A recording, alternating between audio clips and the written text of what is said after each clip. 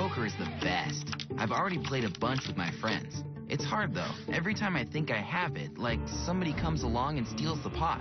But you know, you just keep playing, and sometimes I win. It's pretty fun, and it's easy to switch into new games. What about all the money I'm losing? First, it's on my dad's credit card, so we can always pay it back. Second, my brother's friend told me that since I'm too young to play, I don't think they're allowed to keep the money. I'm pretty sure about that. Well, online gambling websites are preying on every kid with a smartphone or tablet, reeling them in with cool-looking graphics and some phony offers to play games for free. Then kids get sucked in, they start playing. The next thing you know, their parents' credit cards are all maxed out. They're in debt, and there's nothing they can legally do to fight it. Former Arkansas Senator Blanche Lincoln is the national co-chair of the Coalition to Stop Internet Gambling and joins us now. Senator, good to have you back. Thank you. Glad to be with you. You know, we talked politics a couple of weeks ago, but this is, frankly, I think one of the most important topics that I don't hear anybody talking about. Tell me how big it is, this Internet gaming with kids. It's huge, and it's bad for our kids, it's bad for our families, it's bad for our economy, because it's the marginalized, it's the kids that don't know what they're doing. You know, kids have been playing video games forever.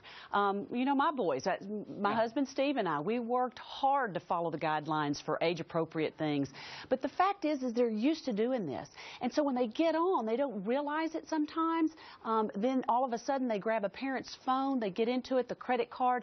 There was a kid that, single mom, he stole 2 of her credit cards, you know, in a nanosecond, $220,000 worth of debt on a credit card. I mean, that's destroying our families and the opportunities that our kids might have. So we got to do something about it. If I had spent $20,000 on my parents' credit cards, the problem would have been that they wouldn't have found enough pieces of me.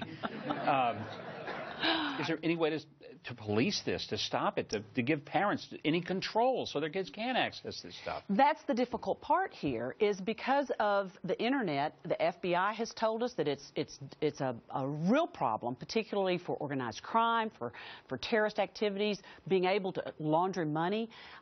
They cannot police it. Now, they can shut it down, which they did when we outlawed it. But the fact that we've made it legal now, they police it. They don't have enough resources to be able to police it. They can shut it down, which they could do and they did do, but they can't police it. They just don't have the ability. Obviously, a kid can't walk in who's 12 years old and go sit at the casino and play the slots or play blackjack. But there's really, I guess, nothing to prohibit a kid from going on and saying, yes, I'm 18 or I'm 21. Well, and these are states that are choosing to do this. And so you're exactly right. The geolocation is supposed to be an issue, but there's no way to be able to actually tell if that child is in New Jersey or New York or Pennsylvania or wherever when they're on a New Jersey site. So you're exactly right. They can't do that. And the fact is when you look at gaming, as we've seen it traditionally, it's really built around entertainment. You have full-time regulations, probably the most regulated of all, obviously the brick and mortar. But they also have oversight. They have law enforcement there. They actually have psychiatrists there as well.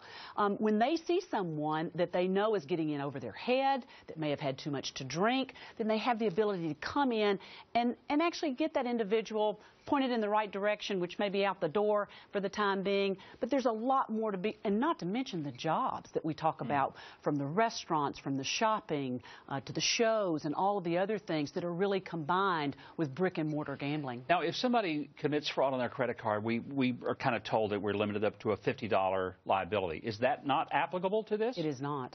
Whoa. So, I mean, you get $20,000, you're actually responsible for the $20,000. Right. That's exactly right.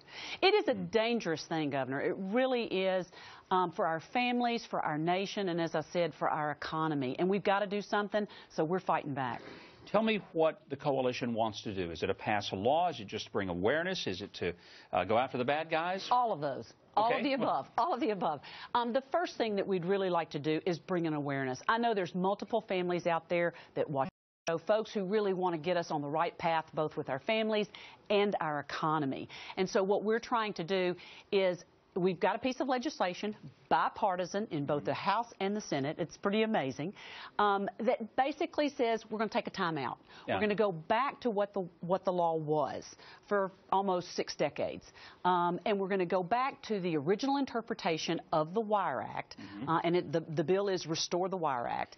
And so it gives Congress time to debate this. That's where it should happen, not where it did happen. Well, the website is on the screen. We hope people will get more information. This is just amazing, and I hope, you know, frankly, this is one of those few things that I think anybody who doesn't support this in the Congress, this should be thrown out. I mean, this is not an issue that is about the politics of it. 22 members that supported it, only one of them lost their reelection. It is an issue that families and voters are all about, and it's very simple. It was just a quick order that came out of DOJ in the dead of the night right before Christmas in 2011.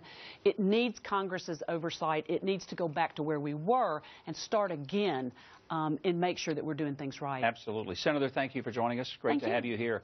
Have a great Thanksgiving. Thank you. You too. Happy Thanksgiving. Well, they've twice rocked the House.